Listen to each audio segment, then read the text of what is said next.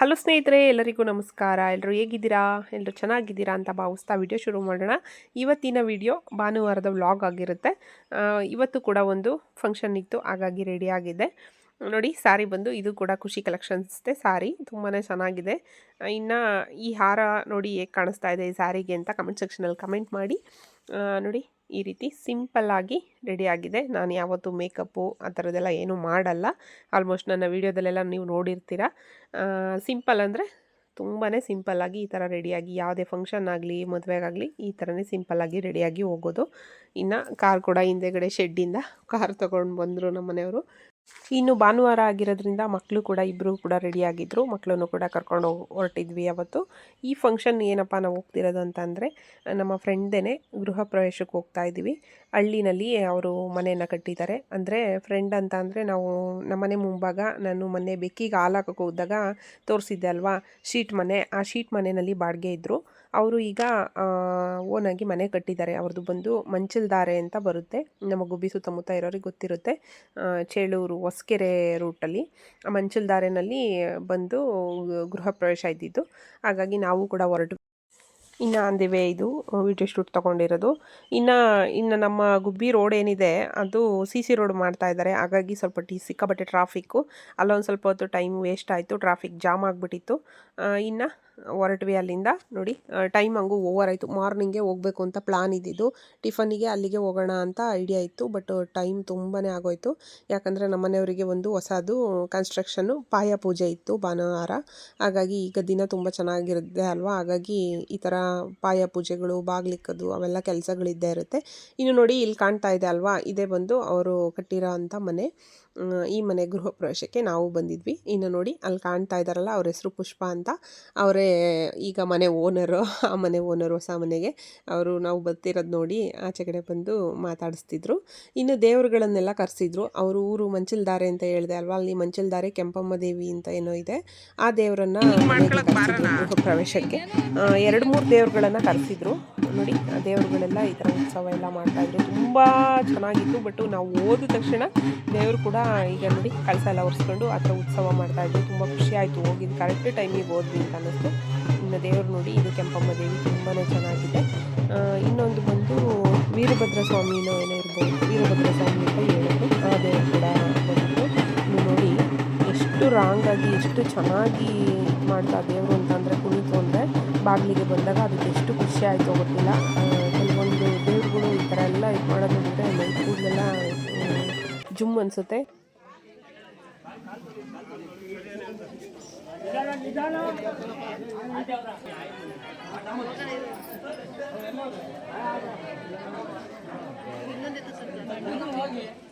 ಈ ಕೆಂಪಮ್ಮ ದೇವರು ಇಲ್ಲಿ ಬಾಗಿಲಲ್ಲಿ ಏನಿದೆ, ಒಳಗಡೆ ಮಣ್ಣಮ್ಮ ದೇವರು ಕೂತಿದ್ದಂತೆ. ನಾವು ಒಳಗಡೆ ಹೋಗೇ ಇಲ್ಲ, ಬಂದ ತಕ್ಷಣ ನಾನು ತಗೊಂಡೆ. ಈ ದೇವರು ಸಂಪತ್ತು ಬಂದು ಕುಡಿತಾ ಇತ್ತು ಬಾಗಿಲಲ್ಲಿ. ಆ ಮಣ್ಣಮ್ಮ ದೇವಿನ ಆಚೆಗಡೆ ಬರೋದಕ್ಕೆ ಕರಿತಾ ಇತ್ತು. ನೋಡಿ ಎಷ್ಟು ಇದು ಮಾಡ್ತಾ ಇದೆ. ಇನ್ನು ಇವರು ಬಂದು ಗೊರವಯ್ಯ ಅಂತ ಹೇಳ್ತಾರೆ. ನನಗೆ ಗೊತ್ತಿರೋದು ಗೊರವಯ್ಯ ಅಂತ ಏನು ಹೇಳ್ತಾರೆ. ನಿಮಗೆ ಯಾರಿಗಾದ್ರೂ ಗೊತ್ತಿದೆ ಕಮೆಂಟ್ ಸೆಕ್ಷನಲ್ಲಿ ಕಮೆಂಟ್ ಮಾಡಿ. ಅವರು ಕೂಡ ಬಂದಿದ್ದು ಮೈಲಾರಲಿಂಗ ದೇವರಿಗೆಲ್ಲ ಇದು ಮಾಡ್ತಾರೆ. ನನಗೂ ಅದು ಕನ್ಫರ್ಮಾಗಿ ಗೊತ್ತಿಲ್ಲ. ನೋಡಿ, ಆ ಥರ ಎಲ್ಲ ಮಾಡ್ತಾಯಿದ್ರು. ಇನ್ನು ಒಂದೊಂದು ದೇವರುಗಳನ್ನು ಒಂದೊಂದು ರೀತಿ ಕುಣಿಸ್ತಾರೆ ಮತ್ತು ಪೂಜೆಗಳನ್ನೆಲ್ಲ ಮಾಡ್ತಾರೆ. ಅದು ಒಂದೊಂದು ಕಡೆ ಒಂದೊಂದು ಥರ ಪದ್ಧತಿ ಸಂಪ್ರದಾಯ ಇರುತ್ತೆ. ಅದನ್ನು ನೋಡಿದ್ರೆ ಏನೋ ಒಂಥರ ನನಗಂತೂ ಸಿಕ್ಕಾಬಿಟ್ಟೆ ಭಯ ಥರ ಆಯಿತು. ಚೆನ್ನಾಗಿತ್ತು. ಇದನ್ನೆಲ್ಲ ನಾನು ಡೈರೆಕ್ಟು ವಿಡಿಯೋ ಕೊಟ್ಟಿದ್ದೀನಿ, ಯಾರು ಏನು ಅಂದ್ಕೊಳ್ಬೇಡಿ. ನೋಡಿ, ದೇವರುಗಳು ಎಷ್ಟು ಚೆನ್ನಾಗಿ ಉತ್ಸವ ಪೂಜೆಗಳು ನಡೆದಿದೆ ಅಂತ. ಇವತ್ತಿನ ವ್ಲಾಗ್ ಇದಾಗಿತ್ತು.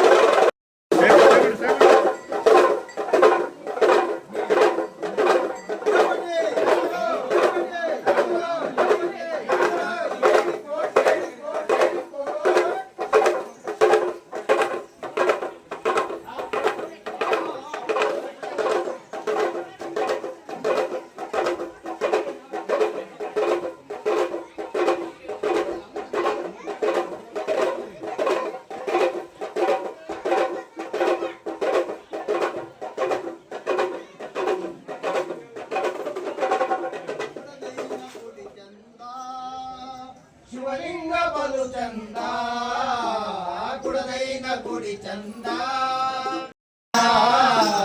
ಮಲ್ಲಾರ ದೇವನ ನೋಡುತ್ತಿರಲು ಮನಸ್ಸಿಗಾನಂದ ನಮ್ಮ ಬಾಳೆ ಮಕರಂದ ಕುಡದೈನ ಗುಡಿ ಚಂದ ಶಿವಲಿಂಗ ಬಲು ಚಂದ ಕುಡದೈನ ಗುಡಿ ಚಂದ ಶಿವಲಿಂಗ ಬಲು ಚಂದ ಮಲ್ಲಾರ ದೇವನ ನೋಡುತ್ತಿರಲು ಮನಸ್ಸಿಗಾನಂದ ನಮ್ಮ ಬಾಳೆ ಮಕರಂದ ಗುಡಿಯಲ್ಲಿ ಕುಳಿತಿಹರೋ ಶಿವನು ಲಿಂಗದ ರೂಪದಲ್ಲಿ ಗುಡಿಯಲ್ಲಿ ಕುಳಿತಿಹರೋ